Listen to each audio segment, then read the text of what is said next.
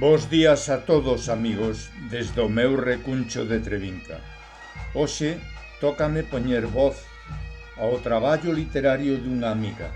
Iso, que xa de seu é un reto, queda totalmente minimizado facendo fácil a tarefa pola gran calidade que Marila Abad demostra con cada unha das súas intervencións didácticas na nosa revista, Nós, a xente do redor. Espero que a honra que me produce o feito de compartir espazo con esta dama da docencia non mingue a capacidade de chegar coa súa palabra por medio da miña voz aos vosos oídos.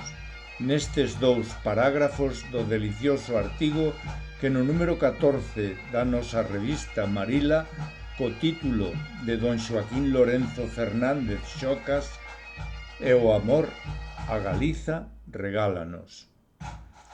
Espero que despois sigades leendo ca nosa revista nas más o resto do delicioso artigo que Marila nos regala. Don Xoaquín Lorenzo Fernández Xocas e o amor a Galicia. Don Xoaquín Lorenzo Fernández Xocas naceu en Ourense o 23 de xuño de 1907. Home alto, delgado, con traxe negro e garabata escudado nunhas gafas oscuras.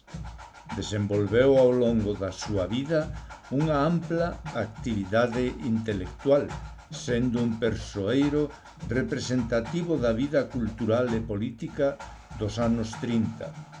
Intelectual distinguido, eminente etnógrafo, arqueólogo, profesor, historiador, debuxante, fotógrafo e filatelista.